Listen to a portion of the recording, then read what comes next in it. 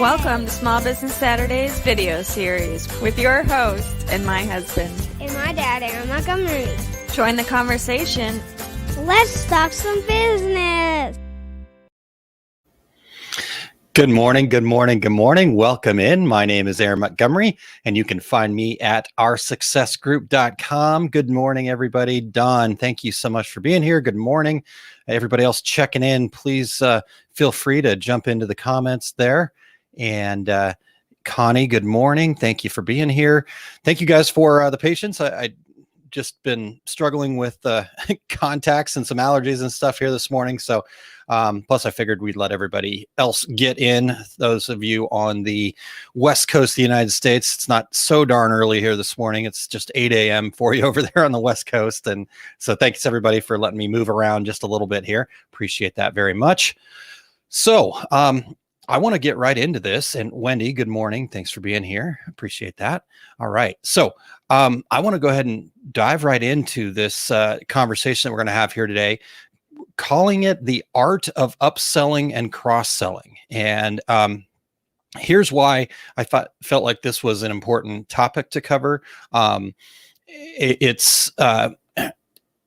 getting to that time, right? We're getting to that time of year. It's summer's here or almost here. I know I've talked to some folks that recently had some snow, so maybe it doesn't quite feel like summer to you. But in a lot of areas of the country, we're starting to get those warmer weathers.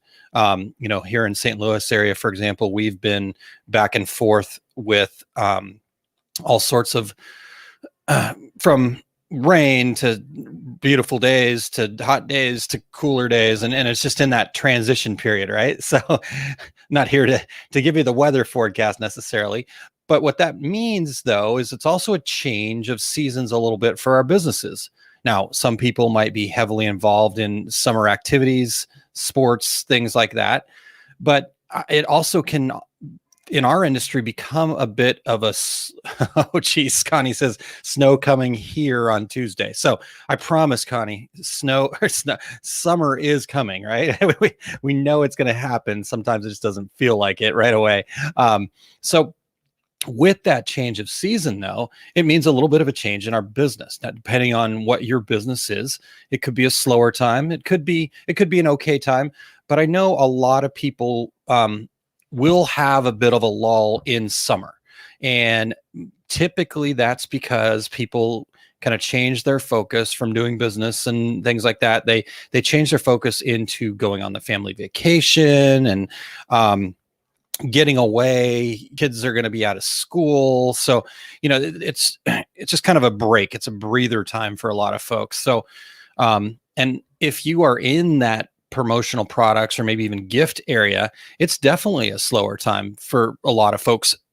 Doesn't have to be. And what we're going to talk about here today is how do we manage that? How do we increase our sales when maybe there's not a whole lot of new customers to be had? So that's what I want to talk to you guys about today. As we're talking about upselling and cross-selling here, you guys that are tuned in live right now are OSG members. So make sure that you go back and take a look at the training we did in October 2020 called The Art of Selling. And this is actually, I'm kind of pulling some of the stuff that we talked about there, trying to expand on that and just really kind of chunking this down into one singular conversation about upselling and cross-selling. But if you'll head over to oursuccess.group and then log in there and go to the dashboard, just hit the membership and go to that dashboard, you can find it there. It's called The Art of Selling. So go back and, maybe just take a quick review. It is just for your reference, it is the 19th slide that we get to when we talk about this specific part. So you may want to fast forward to maybe about 45 minutes in or so, typically is, I didn't look at the exact time, but that would be about the time. And you can download the slides right there and take a look. So before we get into this here, though, I want to talk about something that, you guys might go, okay, Aaron, we've heard this a lot. And I'm going to go, okay, well, you're going to hear it again because it's this important. We have to know what is important to our customers. We have to know them, right? And we have to know them more than just the typical demographic information, right? We actually have to have, in a sense, have a relationship with them. I see Wendy's on here, and I know we already said good morning, but Wendy, you're an ideal person for this, and you've done a really great job of getting to this information. And I just lost what you named your avatar, but that's the kind of idea that we're talking about here. What is I think it's Billy Bob that just came to my mind, and it doesn't necessarily mean that that's the person's name, but we have relationships with people that have names, right? We don't have relationships with an avatar or a demographic or a male, female, 54 to 65. Yeah, there we go. Billy Bob. Thank you, Wendy. So we have relationships. We understand better people that we know. So we have to do this for our ideal customer. We have to know what's important to them. Have you put yourself in their shoes? Have you had those conversations with them to understand what their needs are, right? And yes, I know that this is something that you hear us talking about all the time, but it is really that important. The more you know them, the more you can, and it's not just knowing them, right? It's great to have those conversations. It's great to have those understandings. It's great to put yourself in their shoes, but then you need to take it to the next level, right? You need to take it into that next level of let's actually put that down on paper. Let's put language to it. Let's actually write that down, because then once we write that down and we get real clear on that, now we've got this model to go off of. Again, the whole reason that we do a business plan, we write down all these things, is because that just gives us this framework to work in. Part of being a small business owner is you're faced with a ton of decisions every single day. And some of them we don't actually really have a good grasp on what the right answer is, and the problem is what the right answer is for you is going to be different than the right answer is for somebody else. So by writing all these things down and having this framework, that gives me a tool that I can then make decisions based off of, right? How am I, well, what should I post? Well, what should I post, or what should you post? What you should post, if I was talking to Wendy, what Wendy should post is what's going to make Billy Bob get excited. What's going to make Billy Bob understand what Wendy's all about, right? So first and foremost, before you even think about getting into this whole, and it is an art, it's an art of upselling and cross-selling, you really have to know your customer. Now, will it change? Will you learn more as you go? Absolutely. So don't get stuck on, okay, I don't really know my customer. Well, you do. You just haven't taken the time to sit down and put language to it. And the more time you spend doing that, or the more you learn and the more you adjust and the more you tweak, the better it's going to get. So put yourself in their shoes, have those conversations with them, and then put language to it. So from there, we want to then take that information that we have and a little better understanding of them, and really also then get clear on what's the reason that they're purchasing your product or service, right? How often are they going to need to buy that product or service, or who are they buying for? Where are they most likely to purchase? All of these questions become important. So by answering some of those questions, again, getting into paper, having that framework. So let me give you those one more time. What is their reason for purchasing your product or service? How often are they going to need to buy that product or utilize the service? Who are they buying for? And then where are they most likely to purchase? So so that's the next step. You get an understanding of your customer, you answer those questions, but then here is the most important question to answer. And again, your answer is going to be different from the next person. And even if you don't really know, do your best to just answer it, and then get out there, try, use that feedback to make adjustments to it. So the most important question: how do your products or services solve a problem or serve a need for your core customer? Okay, one more time. How do your products or services solve a problem or serve a need for your core customer? Now, we can best answer that question right there by understanding that as humans, we have four basic needs that one of these four basic needs is going to be served with everything that we do, every purchase we make, every decision that we make, really. But especially when it comes to our purchase decisions, it's going to fill one of these four basic needs. First one is the need for attention, right? We want to make sure that people notice us. We don't want to be invisible. So we have a need, as humans, we have a need for attention. All right. The second thing is we have a need for affection.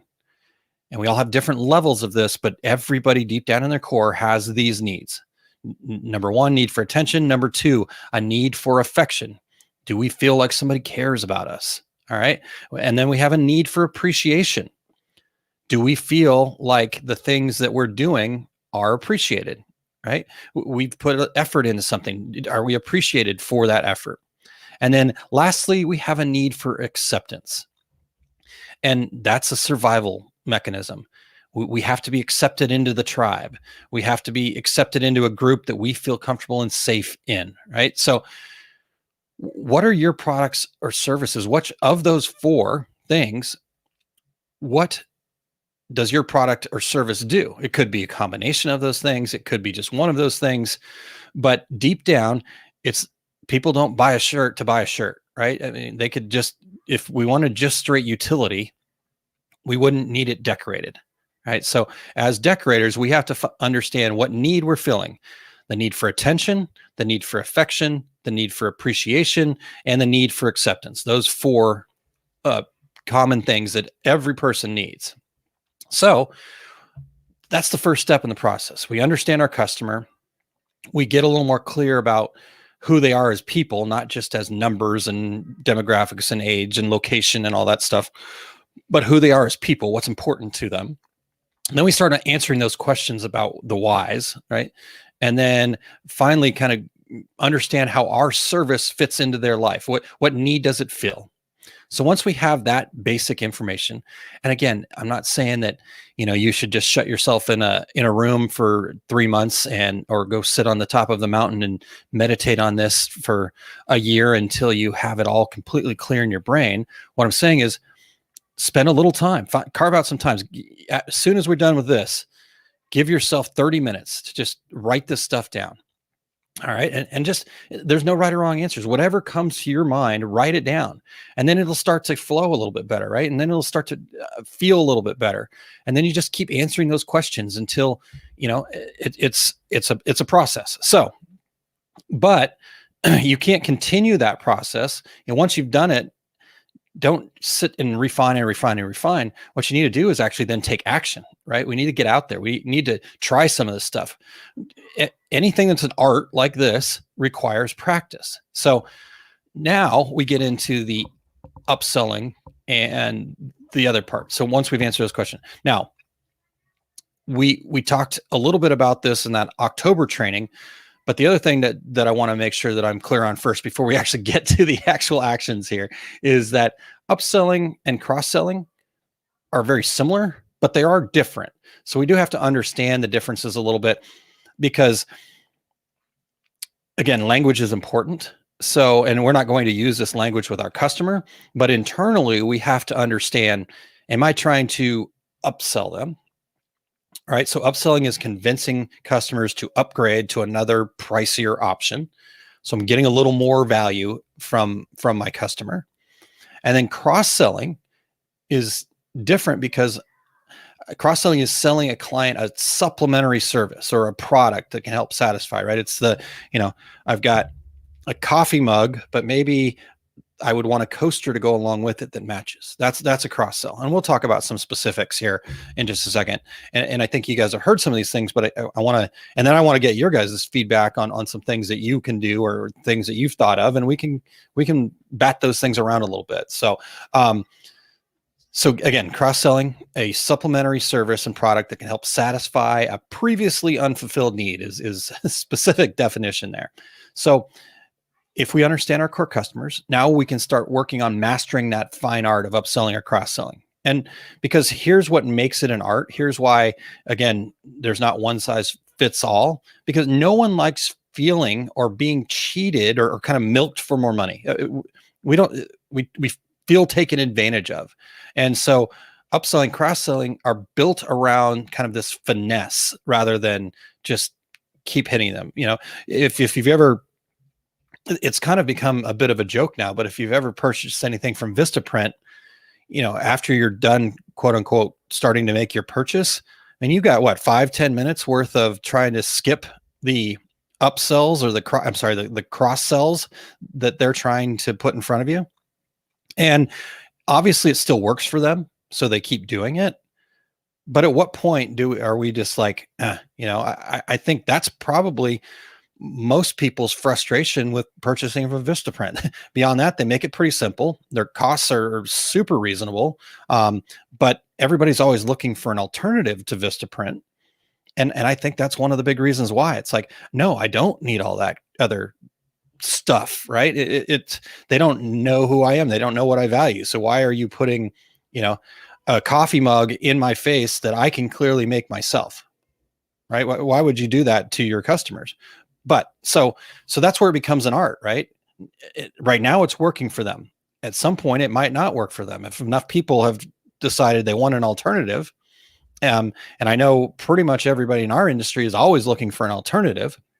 So, there are alternatives out there.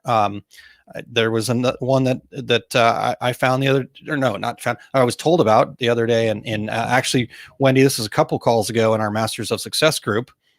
DFS rings a bell.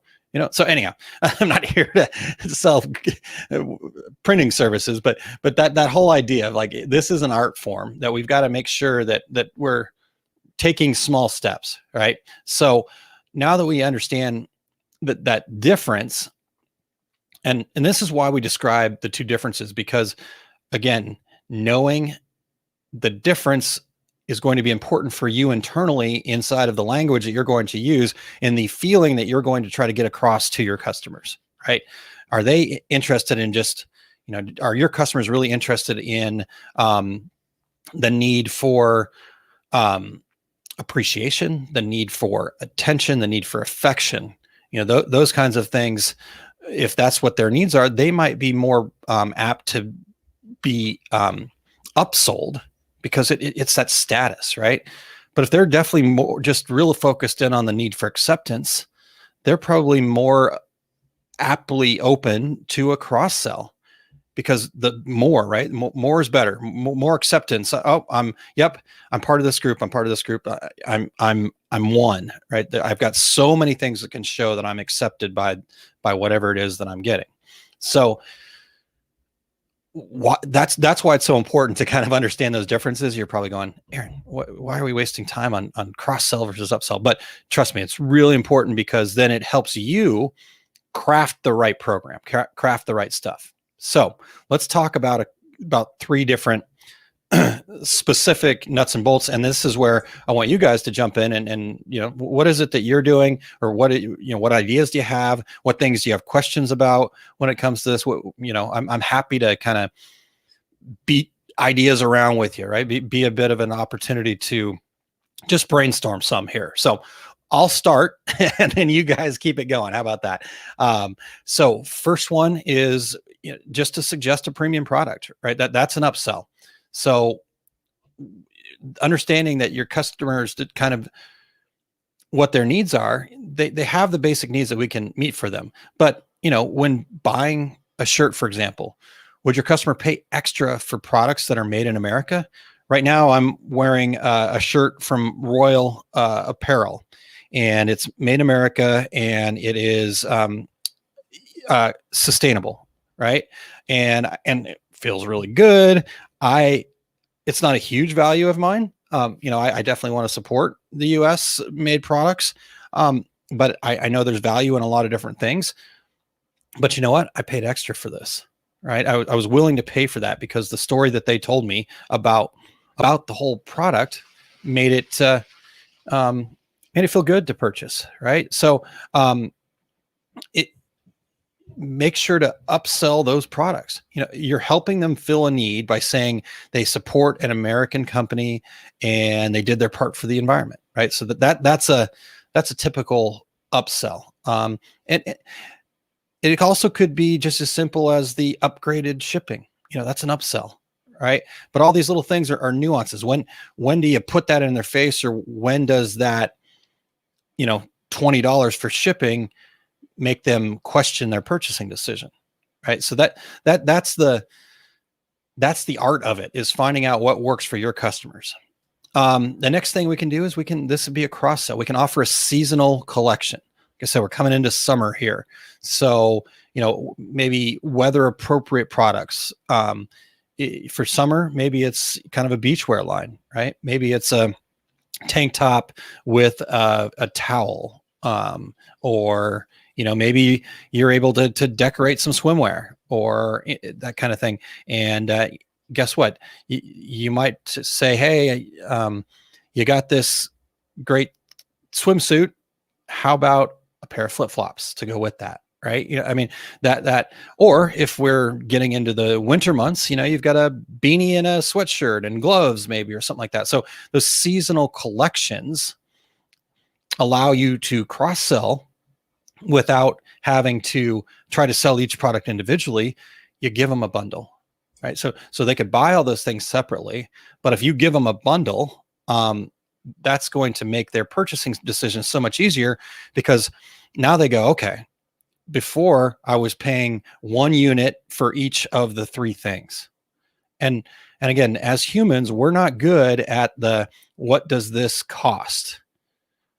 So what we do as humans is we cheat, and we try to, in our head, understand what is the value of this. That's a lot easier for us but then because of that, then we can easily be not deceived, but we don't spend enough time going, okay, these three things together is $100 unit. That's still in our subconscious brain and our quick kind of, okay, I'm going to buy, I don't have a ton of time to spend on researching all of this. That quick decision there to our brain, that's just one unit. We're just paying one time. Right. But if I was looking for all three of those things, the beanie, the sweatshirt, and the gloves, and I had to buy them, have three things in my cart, that's 3 units to me. So that's going to be worth 3 units of pay versus 1 unit of pay. Same thing. And again, if we stop and slow down and do the research, it may actually be the same money. So maybe you do need to, give it a little bit of a discount off of the 3 together. So maybe it's 5% or whatever, but that's a way to cross sell. So that's another idea. Again, if you guys have ideas, thoughts that you want to share, things you want to kick around, questions for me. And then I guess I kind of got into the whole bundle thing, but we can even take that bundle idea a little bit further. And again, we talked about the coffee mug and the coasters. Maybe, I'll use my wife's products as an example. She sells these wine glass holders. You kind of stick this little decorated piece over the top of a wine bottle, and then you can hold glasses on the side of them. One of the things that maybe she could do is take that and add actual etched wine glasses to them, or something like that, where now you're getting all three of those things. So she need to partner with somebody that does sandblasting or whatever, does wine glasses, and figure out how to bundle that together. Maybe it's a kitchen towel and a cutting board. And so you're again, that whole idea of changing the purchasing decision for people from a single or from multiple units, or 2 or 3, right? And turning that into 1 unit purchase, that goes a long way. People will buy that all day. And again, it's not that we're like all sheep that don't really get it. Deep, we understand that, but we're naturally drawn towards what's easier for us. And it's not a bad thing. It's how we conserve energy. It's how we thrive. It's how we, it's like, okay, this is what I'm looking for. This is what I need. I need to fill this need. I've got this amount of resources to do that. What makes it the easiest for me to go, okay, yep. So I know some people love to just break out everything, right? And line item everything. I'm the type that wants to make sure that I'm actually kind of bundling that stuff together. Yes, I'll break it out if they want to go into that. And again, your customers are going to be different in what they value. Maybe they're very value conscious, cost conscious. And so you do need to break that out and go, okay, well, that's fine. Here's everything. But by doing some of these things, this bundling, we really can go a long way with that. All right. So those are some of my ideas. Again, if you guys have ideas, go ahead and pop them in there. Or if you guys have questions, there's lots of different ways that you could do that. And I wanted to give you a few examples, but what I really wanted to make sure that we talked about was that front part. Let's first make sure that before we turn into the Vistaprint and just plop everything in front of their faces, let's make sure that we understand that there's actually an art form to this to get really good at it. Because here's the flip side of that. Somebody like Amazon and Google, right?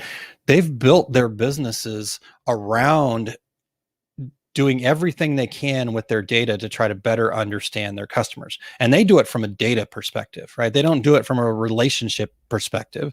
They've done it from a data perspective. So if you're really good at the data and can get that to work for you, and then have that data say, if this, then that, then you can probably skip all the relationship part, but that's really expensive. It's really difficult and really hard to figure out. Whereas if we just take the time to be humans and have relationships with our customers, then we could skip all that part, right? I mean, we could use the data to make sure that we are truly understanding the relationship, so what's working and what's not working, that's using the data.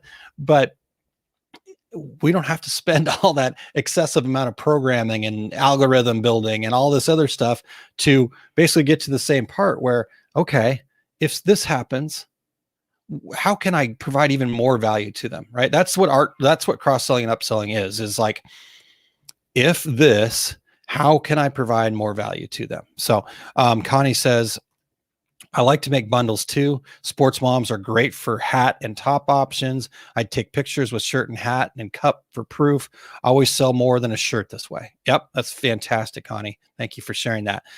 I saw a lot of people doing really well, especially earlier on inside the COVID pandemic as the masks were coming out, and especially when we were kind of looking at potential back to school of this whole idea of a shirt and a mask combo, right? They're designed together. You get you're accessorizing, right? So stuff like that where, hey, I see you appreciate that shirt. I've got this mask that has a similar design on it, kind of thing. So, or vice versa, right? Mask, and would you like a shirt to go with that? So that's exactly what we're talking about, Connie. Perfect. Thank you for sharing that.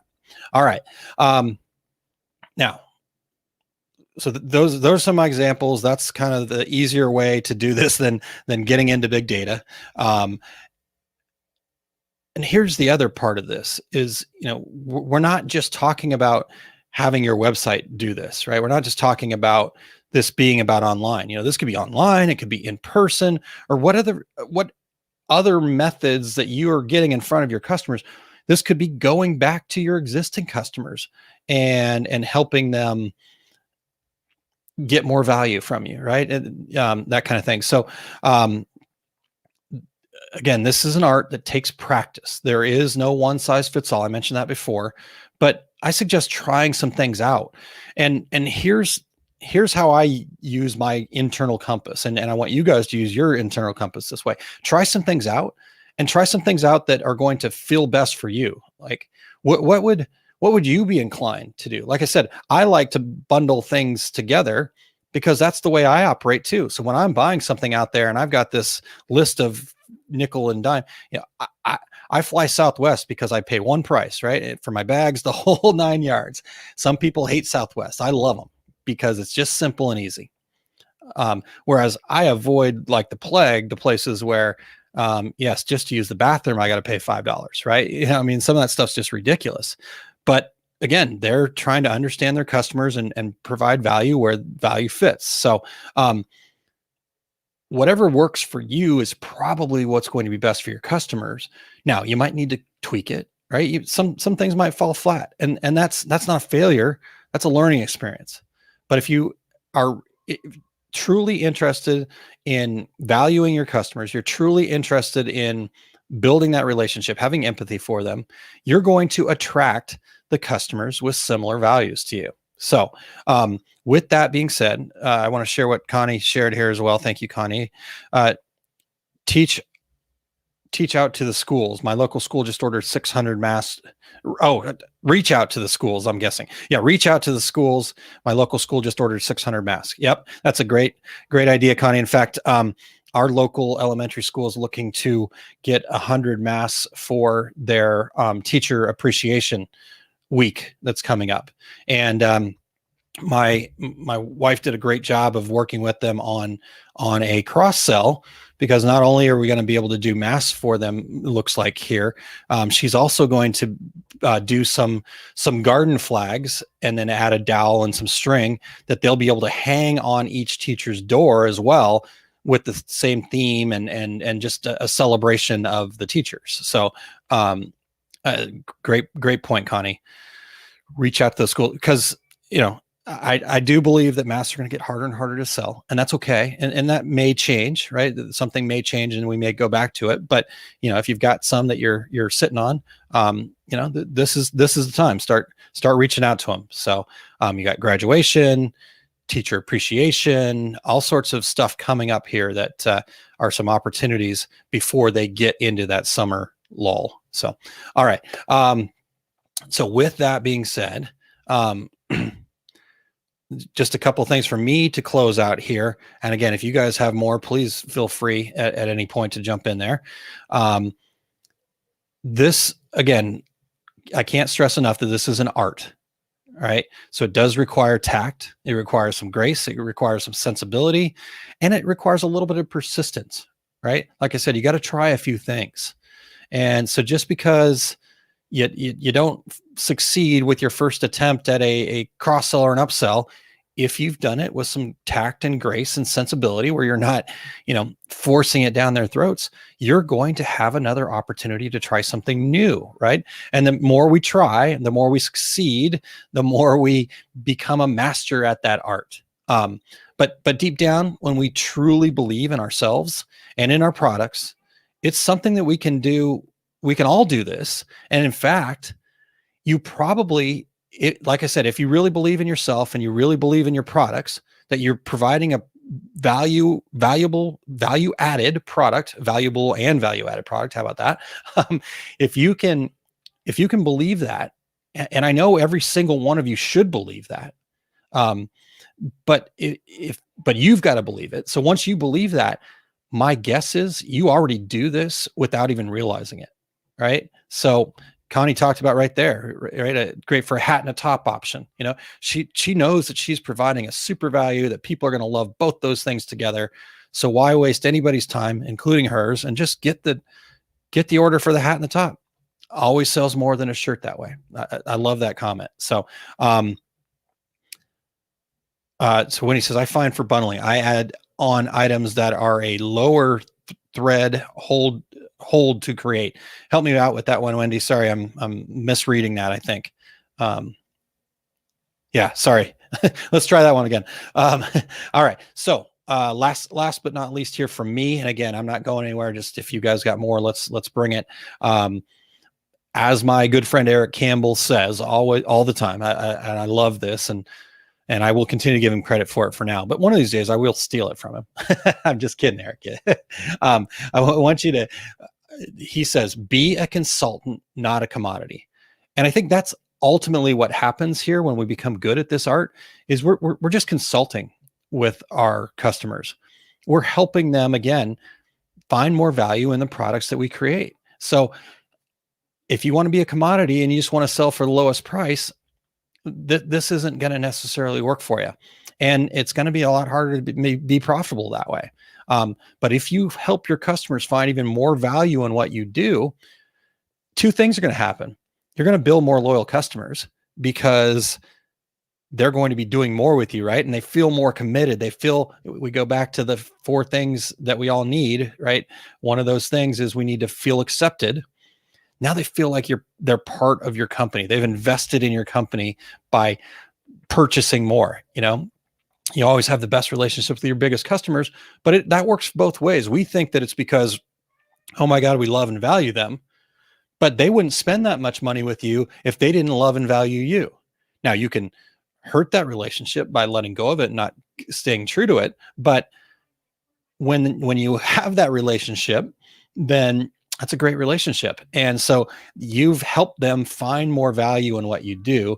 And we all love finding more value, even if it's spending money, right? We spend the money because it fills a need for us. So there we go. That's what I got. Hopefully that gives you guys a nice kind of broken out steps. Again, go through it real quick again. We just got to understand our customers, get real into who they are. And there we go. Wendy says, dang, autocorrect. Lower thread hold. I bundle items that I already have artwork for. There we go. That makes okay. I thought I was going crazy, Wendy. Thank you. I bundle items that I already have artwork for. As an embroiderer, that is, I mean, honestly, for all of the decorating techniques, but especially in that embroidery world, because why not reuse that, right? You've spent the time to digitize, you've spent the time to figure out how to stitch that out the best. So let's reuse that as many places as we can where it works. So, Wendy and the autocorrect are not getting along this morning. So, but I know exactly what you're talking about, Wendy, and you've shared that with us before inside the Masters of Success group. So, 100% agree that that's a fantastic idea. So thank you for sharing that with everybody. All right, you guys. So there we go. That is the art of upselling and cross-selling. Let me go back and wrap up one more time.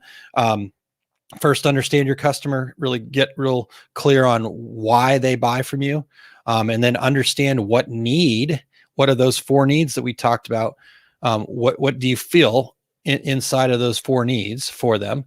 And again, those 4 needs, make sure I get them exactly right here. The need for attention, the need for affection, the need for appreciation, the need for acceptance, right? So you're filling one of those 4 needs, and then from there, then start trying some things on for size. What works for you? Connie talks about hat and top options. I just mentioned a teacher appreciation program with masks, and maybe you're doing a banner, right? That could be. So it doesn't have to be exact same things, right? There could be just a different utility inside of it. So a mask and then a banner. Those are actually feel like 2 separate worlds, but are actually a perfect bundle opportunity. Could be maybe with a restaurant or something like that. It could be a banner and then some apparel for their employees. We're back, we're better than ever, that kind of thing. But also a banner that goes along with that. So again, like Wendy said, if you've already got the artwork for it, let's make it work. Let's put it on as many things as we can and figure out a way to make that profitable for yourself and make your customer love it. So, all right. Have a great weekend as well, Wendy. Thank you very much for being here. Thanks to everybody for participating, especially Wendy and Connie. You guys, appreciate you jumping in here. And yes, I am looking forward to Wednesday as well. We're going to be learning Google Analytics inside of the Our Success Group membership program. So, I'm looking forward to having Chris Mercer. He goes by Mercer.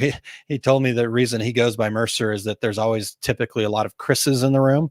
So he just decided to go by his last name, which is Mercer. So Mercer will be joining us on Wednesday. I just talked to him on Friday. He shared some stuff that I'll be sharing with the membership group before we get started on Wednesday. Some great tools already. So man, I am super pumped about that as well. So I will see you guys on Wednesday. Connie, happened because of a prop in a proof. The mom went nuts. See, there you go. Happy accident. But that's perfect, Connie. So I'm going to use that as an example. And here's why I think that's so perfect. Now, here's why I love that so much. So the hat happened because of a prop in a proof. And then one of the moms loved that so much, right? So Connie got out there. She was out in front of people. And then she took that opportunity to use that. Oh my God, the mom went nuts. Well, go for it, right? Dig in. I then added a cup prop and a zip up on the shirt. Try it. You should be ready with pricing too. There you go. So that is a perfect example. Connie, thank you. that is wonderful. In fact, here, let me just hand this. Connie, I got to get you on here. We got to do this. Perfect example. All right. Well, you know what, on that golden nugget gem, that's the perfect way to close this up. I think you guys are amazing. Have a great rest of your Saturday, and all you Our Success Group members, I will see you guys on Wednesday, and then we will be back again next Saturday with another Small Business Saturday. I'm actually going to put in the group. Yeah, Don, no problem. Catch that replay. We'll have it up just as quickly as we can, probably the next morning, maybe even that evening. So we'll have that replay up and available for you. Yep. So tune in then. And Don, don't hesitate. Here's one other thing, one other quick tip for all the members. If you're catching this right now, I know a lot of times people can't watch the live, and that's where we have that live Q&A opportunity, but don't hesitate to keep that conversation going, right? Maybe you're watching the replay and you've got a question and you're like, oh crap, I wasn't there to catch the live and do the live Q&A. That doesn't matter. Don't let that stop you. Get into that private members group, ask the question in there. If maybe you're just not comfortable getting into that private members group and asking the question there, I would love you to do that, because that helps everybody grow. And as you guys know, I believe that a rising tide lifts all boats. But what I want you to do is put it in that private members group. But if for whatever reason that just doesn't work for you, you guys can always email us. It's success@oursuccessgroup.com. And Connie, thank you so much. So success@oursuccessgroup.com.